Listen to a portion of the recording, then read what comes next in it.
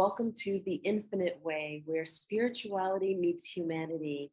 And for part two of our interview, I have invited back Naila Mueed. We had such a wonderful conversation the first go around. She is a artist, a poetic storyteller. She is a mystic and so much more than meets the eye. Her bio will be in the description. Just check it out because I want to just jump straight into the conversation. So for part two, here we are.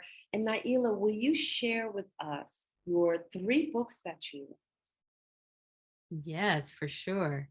So I love it to open up with the authorship. And I have three different books that have been published thus far, and two more are coming out, two more children's books coming out in 2023. And then there's going to be another book coming out in 2024, which is The Complete Works of Nubia.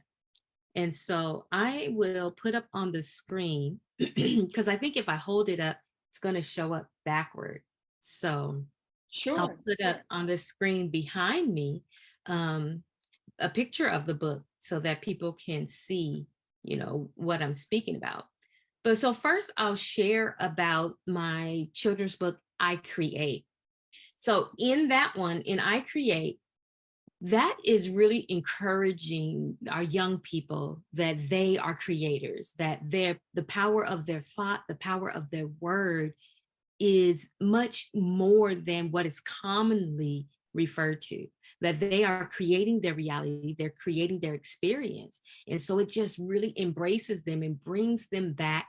And for some, keeps them connected to that idea of being co-creators with their creator. So just I Create, it has beautiful imagery.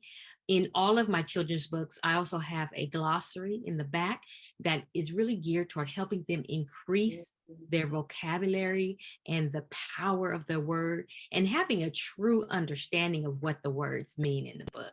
So that one is I Create. Nice.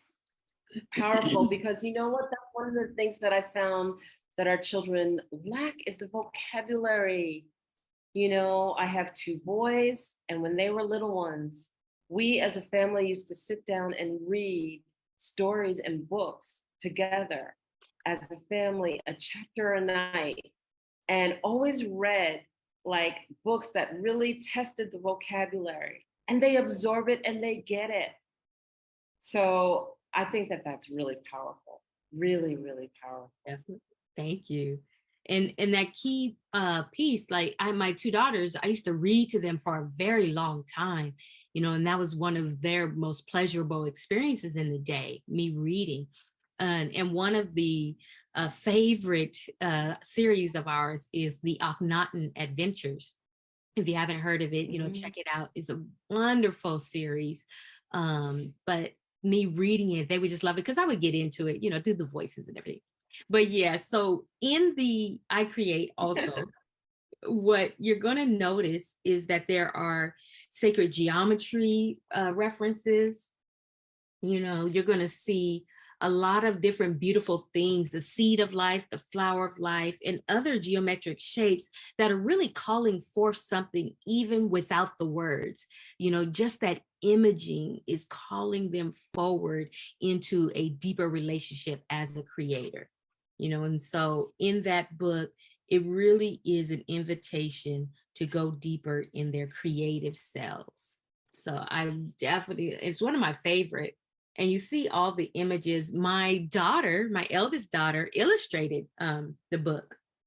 And I love keeping it in the family, and really allowing it to be something that can live beyond us and leave a legacy, if you will. So yeah, that is I Create. The next one. Okay. I have to pause you right there because Yes. as you lifted I Create, I see the sacred geometry symbols. So are you sharing with us that your daughter is able to do the sacred geometry symbols, which I absolutely love? Yes, definitely. So she is able to draw, she drew them out. And then I hired a graphic designer that just digitized them for the book. So yes, Beautiful. Every one of the Yeah. illustrations you see, she drafted those for me. That's wonderful because okay, I'm my degrees in mathematics, so I'm one of those people that actually drew out all of the sacred geometry symbols and to do the flower of life. I mean, this takes skill. This isn't anything that you can go, oh, I think I'll just do it. You have to understand every point where the viscous pieces is formed. I mean, you really have to do it. I could sit there and share one of my artist books. It's like this is Metatron's cube. Each one of those, it takes skill. I'm so Yeah. impressed. And it's just, when people get into it, which I really invite them to do, into sacred geometry and really looking at how in life, in having manifest form, with true creation, there's that sacred geometry. And we spoke a little bit about it during our last interview when we were speaking about how the water, when it is healthy and it is spoken in words of upliftment or words of wholeness, there's a sacred geometric patterns that can be seen in the water. But in this book, I create, it really brings them into, an awareness to look at it. And even if they don't understand, it's inviting, it is drawing out.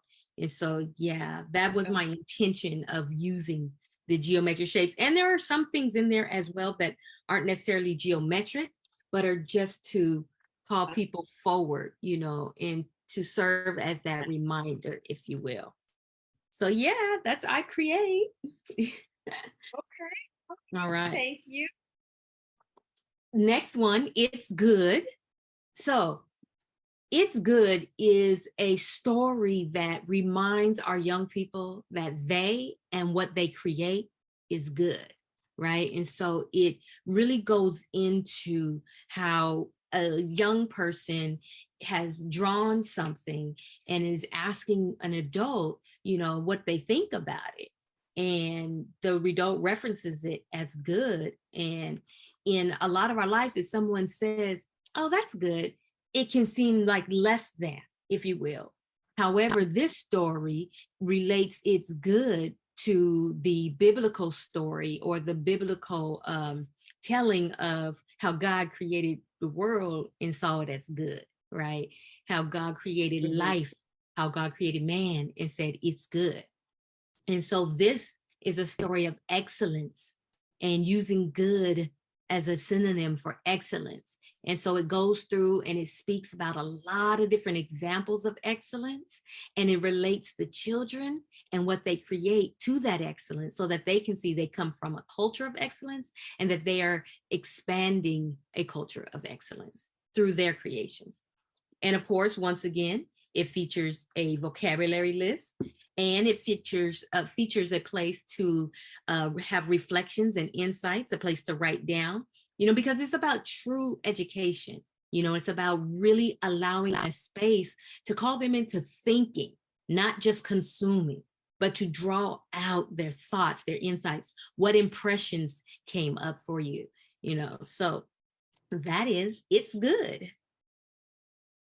That is so powerful. And I really want to take pause with this and highlight some things, especially because right now I am positioned to leave for India on Wednesday to speak to the youth conclave.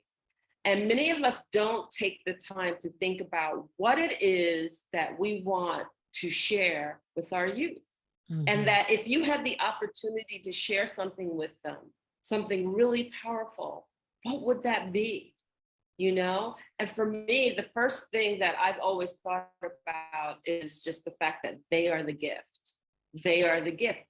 Every aspect of them is the gift.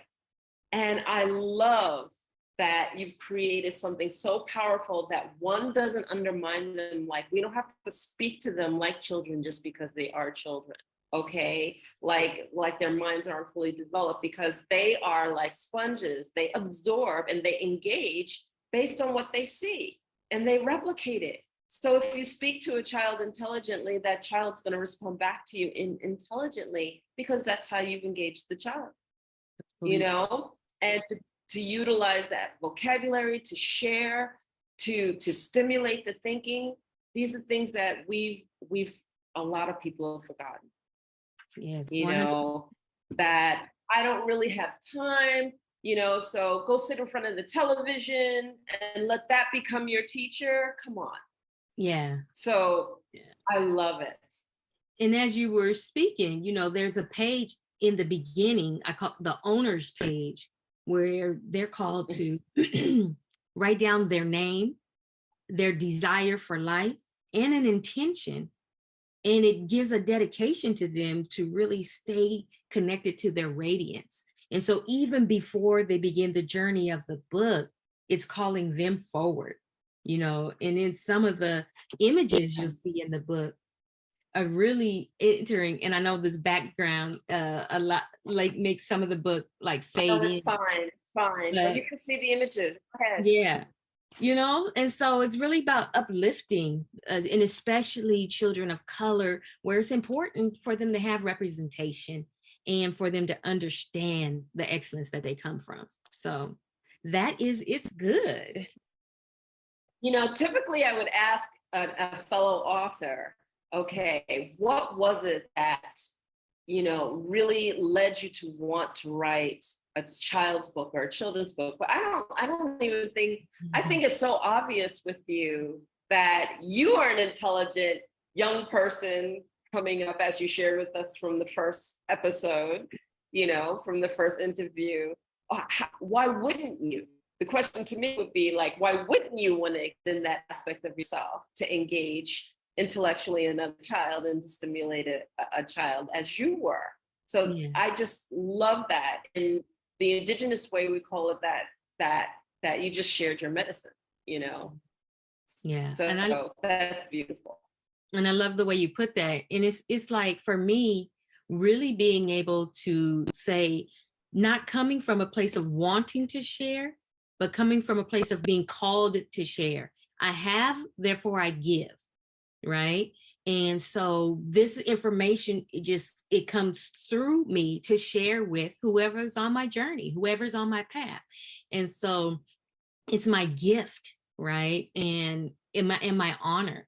And I think as when I was coming up, while I had that philosophical conversation and that spiritual conversation and the religious conversation, I think there are instructions for life that I think I would have loved to have, right?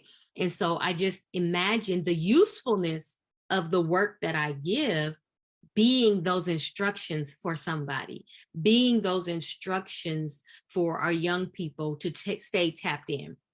And so I think that is one of the uses for my work. While it isn't a driving point, that is something that I can see that, it being productive in that way of providing a higher consciousness of instruction to the young people. Yes.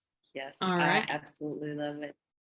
So now moving into the adult books, Atonement being this one. And so the Atonement is a wonderful, mystical, poetic journey. And it is actually 2 projects in one. And so the play, everybody's like, well, how'd you come up with the name of Atonement? And I didn't come up with it, as you will hear for everything. It came through. And I thought it was really cute when it came through. I thought it was really like, oh, you show out, because it's 2 projects in one. There's the Rise Up project in the front, and then there's the Ascension Poetry project in the back. And so the Rise Up project is dedicated to the activists. And then the Rise Up is dedicated to the light worker or the healer or the community builder, right? And so what you'll notice is the Rise Up, when you're reading Rise Up, you read it front to back or front to middle. And then the Ascension Poetry, you read from back to front, and you'll notice that you're ascending in the book rather than descending in the book. And so just as life is not linear, the reading of the book is not linear. And it features a lot of powerful pieces. It features a lot of powerful images from Kemet or Egypt.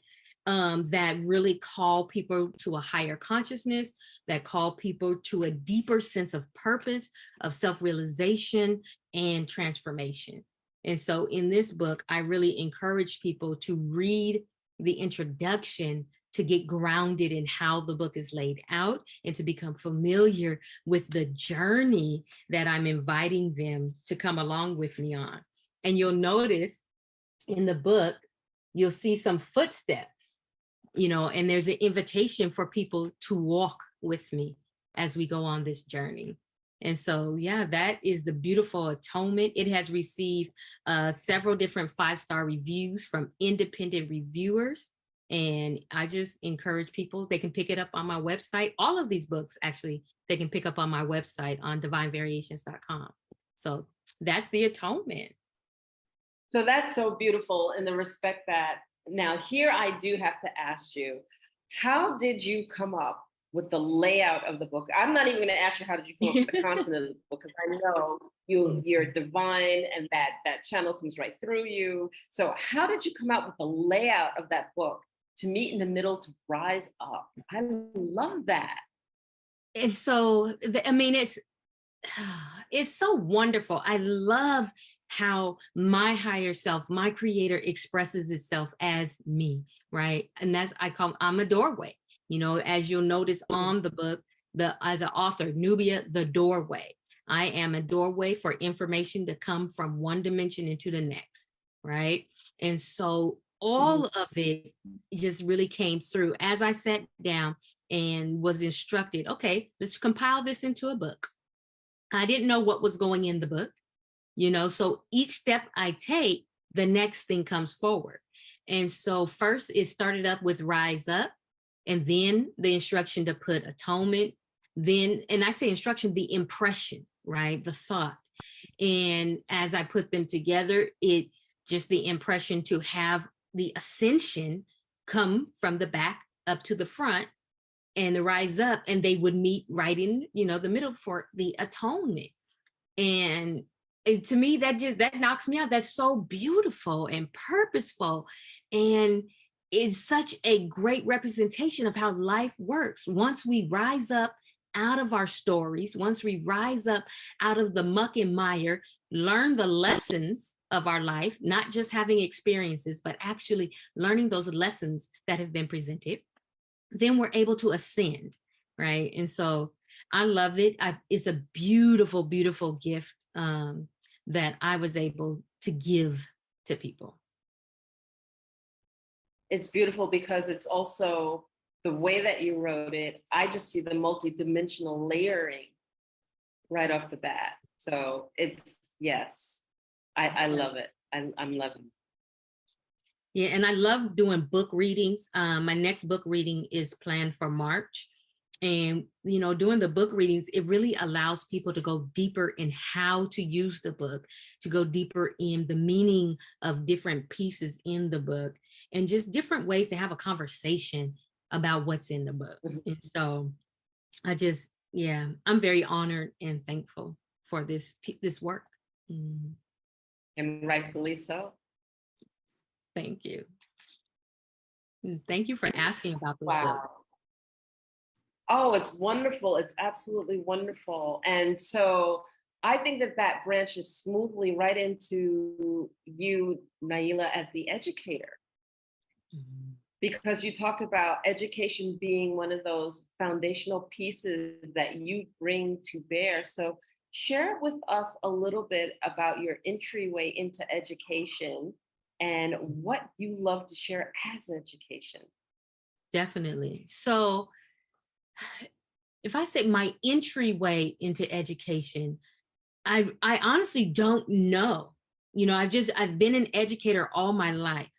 And so I remember, I'm going to say the first thought right now is of me in college, right? And so in community college, well, even before that, actually, in high school, I remember, or even middle school, actually, I remember asking my teachers if I could just take the test instead of needing to go through the whole quarter or semester if I already knew the information, right?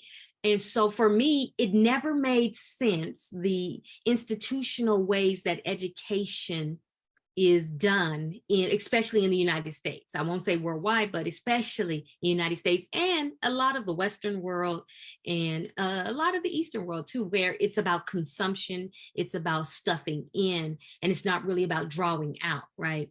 And so true education, educare, is about drawing out, not putting in information. And so for me, I've always been anchored to, there's something inside of me. Let's see what that is before we start the instruction of something else.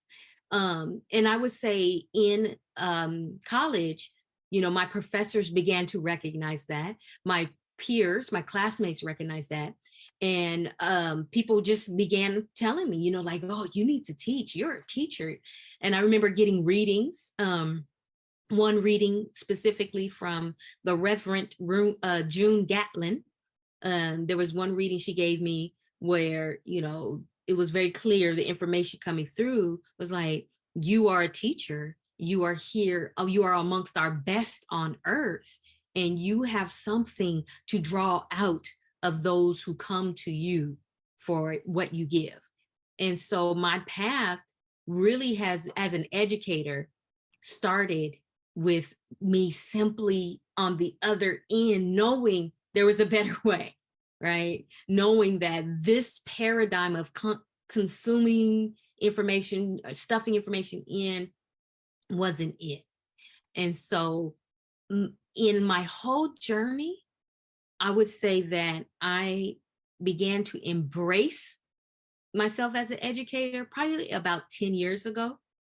And in these last couple years, seeing that through the lens of being a consultant and a coach in a higher way, right? So that's where my journey stands now with the education.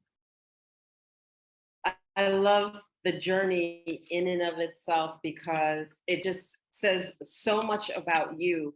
You know, one of the things that I teach in personal development is that people always love to come in and they evaluate and they judge and they look one way.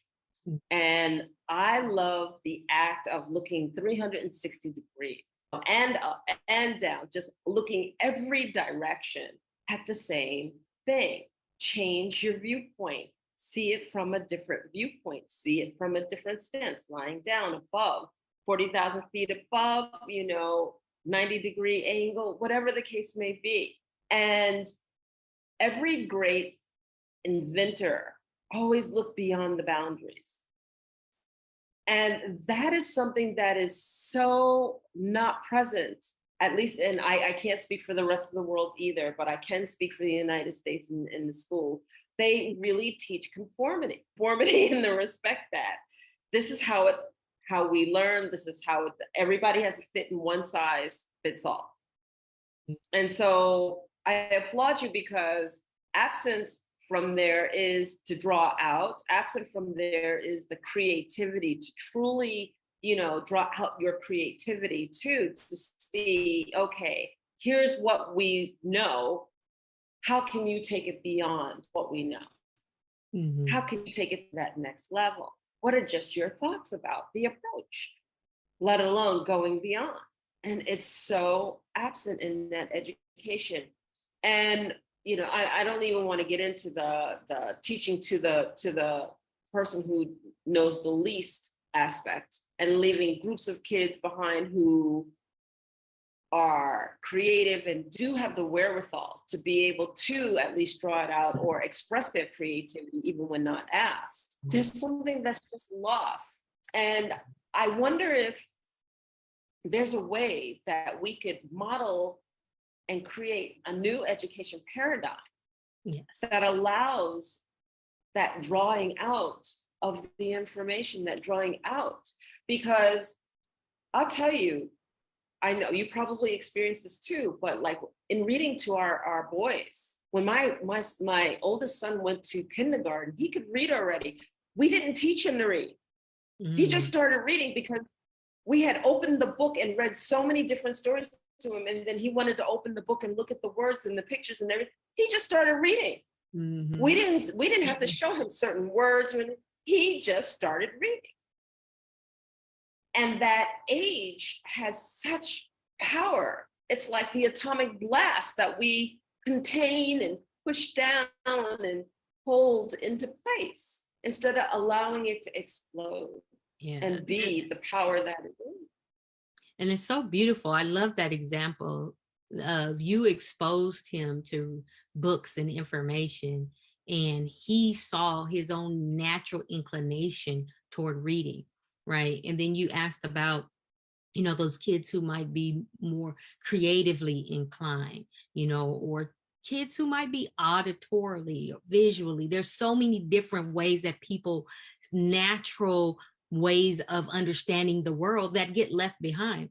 And you spoke about, creating a new paradigm for education. And I'm currently working on a workbook for a new paradigm for education. And I think I want to reference a couple things in that. One, people, there are no victims, right?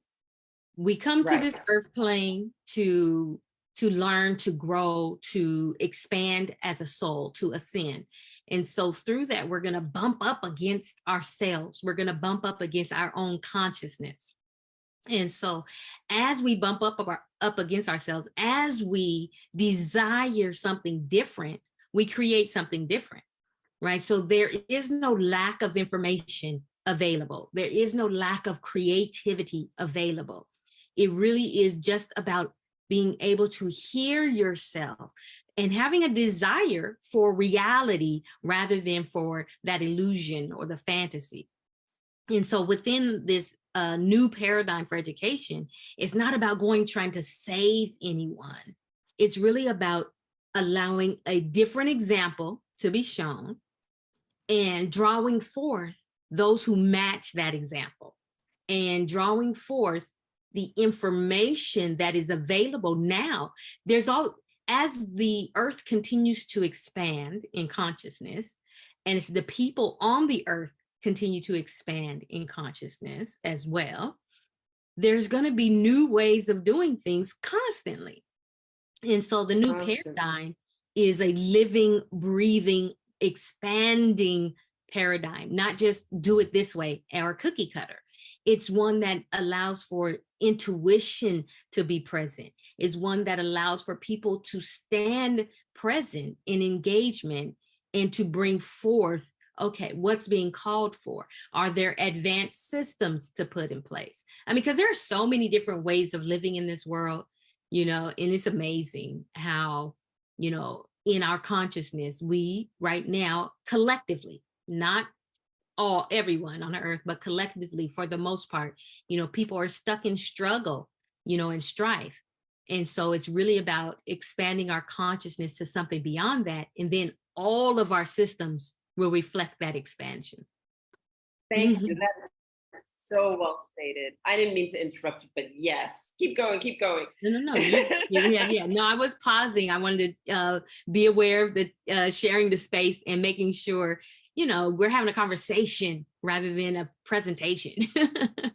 One of the things that I have noticed, because I speak with a lot of young people all over the world, and they are smart, they are intelligent, and it's almost like our systems are so antiquated that we are not keeping up with the fact that the generations are coming in smarter and smarter and smarter each and every time. Yes. And so I'm loving this conversation. And, if you're an educator, please hear us, because our systems are so antiquated, they're suffocating our children. They're suffocating them. They need that. And then how many times have we heard as adults, you are the company you keep. So if you want to expand your mind, you need to be around people who think similarly. Well, what are we doing to our children if we are not allowing the opportunity for them to expand their minds? And then we go, oh, but the ones who don't get it will be left behind. No, they won't. You know why? Because they're going to have children around them expanding their minds, which gives them incentive to expand their minds. And therefore, you raise the whole consciousness. peace Completely. because you are not treating them like, oh, unfortunate, you can't rise to the occasion, so let me teach at your level. No, you're saying you're going to lift up and you're going to engage and you're going to be around children all around you that are there. So therefore, you're going to learn no matter what. You may Yeah. not learn as quickly, that's okay, but you will learn. Even thinking about that, the as quickly, it's like we put in these systems that are just erroneous. Time doesn't even matter. Mhm. You know what I mean? When you get right Yes, down to it, yes, the sense of time is such a fallacy in creation. It's like all that mhm, matters is the present moment and how we're interacting with that. What is our intention underneath? What is our energetic output and therefore input? What is our resting point? Where are we drawing from? Are we drawing from our ego selves or are we drawing from our higher mind? And so that is so critical to really begin to question the foundations that we are trying to build on, to be able to really assess them, look at them and say, what am I going to get out if this is what I'm starting with? Using that universal law is like, whatever this seed yes, is that I'm planting, that's what's coming out. So if I'm planting scarcity, if I'm planting limitation, if I'm planting fear, doubt, and worry, whatever it is, if that's what's being planted, that's all that's coming out. Power's not going to come out. And so we really have to begin to address that foundation and the seeds that we are using in all of life. So in education, and we can't compartmentalize the things. We can't divorce education from spirituality or from our health or our relationships. It's all holistically. And so once we have that true yes. paradigm, once we're resting on a true holistic foundation for life, everything else will be able to spring forth out of that foundation. That makes so much sense because what's the first thing we do in personal development is when you're doing your self-realization to accept the totality of self. Mhm. And so each one of us, in accepting the totality of self, we're also accepting the totality of the relationship and that it has all aspects and dynamics to it. So, of course, it would make sense that in order to have a true impact, you have to look at the totality. And it's like playing a game of whack-a-mole. Oh, I'll try this, and I'll impact just this aspect of it. Well, guess what? This pops up and you didn't address this. So this really impacts right back to where you put all of your work and drags it back down, Yeah. you That, know? And so, until we embrace the totality of who we are and the relationships that we hold. yeah. Yeah.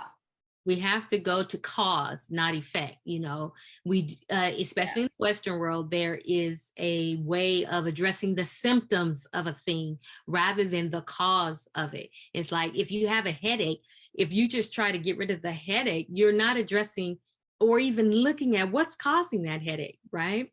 And so Exactly. within whatever the issue is, use the symptoms to go to the cause, right?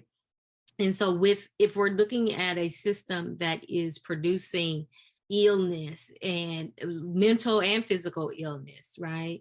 That is producing a disconnection, that is producing robotism, where there's just lots of robots, that is producing a consumer core and producing people that don't really have critical thinking skills. If we go to the cause, we'll begin to really see, okay, if people are not learning about health and wholeness, and people are not learning about true purpose and causal relationships, if people are not learning critical thinking skills, you just have to not try to change that paradigm. You need a whole new paradigm because that one is working very well for what it was created for. It is doing exactly what it was made to do. And so within our work, we just get to stand as that example of there's another way, and we get to call to us our people, and then we get to go out and share with whoever is like called to this information, whoever wants to hear, whoever's like, yes, give me more of that. And then we get to build. After that, we get to build something, so I'm looking forward in 2023 and beyond. One, sharing more with like-minded people, continuing to speak and to begin to plant those seeds of building new paradigms. Something is coming through to me right now that says, back up just a little bit to make sure that people are grounded in this conversation, right? So we are masters at treating the symptoms, and we love to disregard the point of origin of the pain and why that point of origin is causing the symptoms that it's causing. And I'll go back to, like, you mentioned the physical being and health, right? So we get a headache or we get a pain in our gut or whatever. We just want the pain to go away, right? We don't look at the system of the body that says that the body works as a whole unit that says, I'm in balance. When we were born, many of us, in balance. We don't have pains or anything. And when something's out of balance, a pain is caused. When we haven't fed the system of the body quickly enough, then hunger occurs. And then you eat, and then it comes back into balance. When you have lymphatic system is out of balance, then your lymphatic system expands, and therefore it's swollen. And then you notice outside of your body, you're having this pain and it's swollen and it's out of balance. But we don't look at the point of origin. What are we ingesting? How are we eating? Where are our emotions coming from that would cause that system to go out of balance, right? What we want to do is like, fix it. Look, so my lymph node is sticking out from under my arms or in my neck, oh, the surgeon, I'll just cut it out for you, right? Don't check to see what caused the origin of that full, complete system breakdown. And I just want to drive this home with people. And then, we act on just the one little piece of it because we haven't checked the whole system. And then we looked up and we had surgery. And then after the surgery and you corrected the lymph node and you think everything's great, then you get the news, my whole system failing. And guess what? You're not going to make it because you only address the symptom and not the cause. Yeah. And it's very, very hard to get people to step out of the habit and unravel that, to understand that we have to get to the root cause. Yeah, and it's very interesting because the thing is, there are only two thought systems operating in the world. One is the worldly system, the ego, and then the other is the divine. And so really being able to know the difference between the two is going to be critical for any kind of ascension, any kind of true coming forth into awareness of yourself, right? And so when we are addressing symptoms, all we're doing is spinning in a gerbil wheel in the ego. There's no coming out of that. We can't, okay, I want peace, but I'm going to keep sowing seeds of a destruction. It's like, no, you can't get to peace from destruction. And that's where the process of true forgiveness, letting go, comes in. And it's really just a letting go of all the ideas, the thoughts of ourselves as less than what our creator says about us. And it's like, when we're addressing the symptoms, all we're doing is putting on a different costume, but we're still within that same body of information. We just covered it up with some fancy paint or makeup or outfit, if you will. But the body of information, the thought form that's at the root, is what needs to be addressed.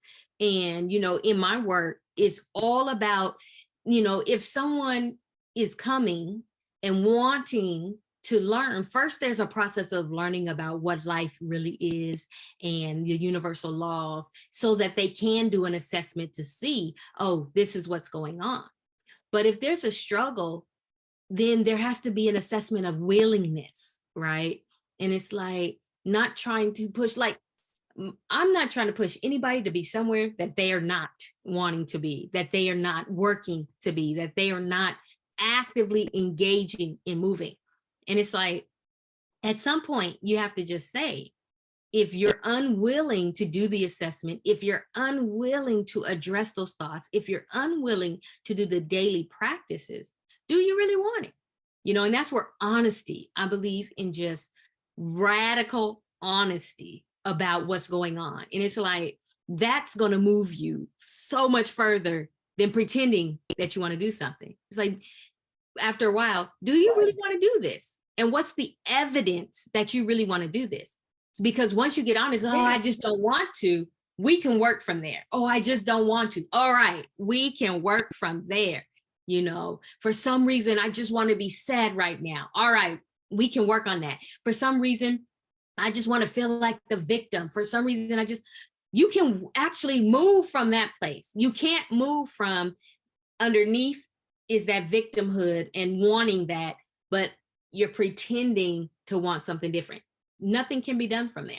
And so oftentimes when people are trying to address just the symptoms, it's because they really haven't gotten to the point of radical honesty about what they actually are wanting based on evidence. And, you know, I have to say that sometimes that radical honesty is just there and they still don't want to do the work. So, you know, and you have to accept that too. You know, how many of us as human beings know that, let's take something very simplistic. We know that white sugar, it's processed food, it feeds cancer. It feeds cancer, period. There's no question about it. We know this, scientifically proven. It does the dirty work. And it's highly and addictive. You have that person, and it's highly addictive. And you have that person who goes, well, I'm too old to stop having sugar. I like my sugar in my coffee. Well, if I have to die, I just have to die. Mm-hmm. Radical honesty. There you go. Beautiful. You know, sometimes we know that these systems are what they are, and we're just not willing to do the work. And frankly, I have to respect that. I have to respect that, because we each have a choice, and it's called free will. And that's why, like, my work is not to try to go change people. It's like the person who just wants to eat sugar and is not after a higher consciousness and is not trying to live a better life, I'm not going to attract to me. And they're not going to be looking for me to be a coach or a consultant for them at all, you know. But that example is so key, because that shows up in many different areas, you know, whether it's the sugar or whether it is relationships that are unhealthy, or different financial ways that are unhealthy, or if it's a way of doing our practices or not doing them. You know, that's going to show up in many different ways. And a lot of times it really is just out of addiction and habit, you know, often it is. And so really, in order, because somebody like, I really want a different life, I just don't know how to have it, I don't know what to do, you know, that is where we start with that radical honesty and that assessment, and really begin to look, because then they'll be able to recognize the different voices in their head, and they can begin to disidentify with that ego voice. Because yes, that ego voice is the one that wants to stay small, that wants to play the victim, you know what I mean? And beginning to rise above that, beginning to call forth a higher vibration, you know, is really the work, because that is going to be what allows us to make a different decision and to choose a different thought. Is, oh, okay, I see where this thought comes from, and I see where I can begin choosing different thoughts, which will then result in different behaviors and actions. I love it, because I call that my work, I call it the wheel, the aspects of the personality, and the fact that we get to bring forward the most powerful aspect of personality, and that we can choose it, that it doesn't have to go by default. Yes, that's beautiful. That's the power of this, is that we get to choose what aspect can lead us through life. So once we become self-aware that we have the jealous woman, the insecure woman, the child of Enolia, and the courageous Enolia, the adrenaline-seeking Enolia, the adventurous of the discovery, then I get to say, okay, you know what? Maybe insecure women may have been leading my life, but I am now consciously choosing, as in my self-realization, the aspect of my courageous woman to start walking me through, and my discovery woman to get over my fears, and my explorer woman in order to venture out and to attract new things to myself, and no longer allow my jealous woman or my insecure woman or my little girl that is very destructive and that might destroy my relationships to lead my life. Definitely. And that's the power of our work, because we can see that. And that self-realization, another word for that self-realization is just notice. Exactly. Notice what aspects of life. Notice when you come to the crossroads of making a decision, and make a different decision. Notice where you have to work and shift at unraveling those same old habits that you do because they're comfortable like a warm shoe. Take the shoe off and then look where you're stepping and feel under your feet the gravel and where it could be a little bit sharp pains. Notice when you make a decision point to say, I shouldn't step there. I should step over here. I don't even know how that feels. So I'm loving this because our work is powerful. And in coming at it in the respects of, I say it one way, you say it another way, I love the fact that it just meets right there at the same point. It's beautiful. It's really, really beautiful. And it's just like listening to you, I'm like, yes, yes, yes, yes. Yeah, and that's going to be important because there's many ways to say things, and there's many ways to be. We don't all have to have the same path. We're all not going to have the same path.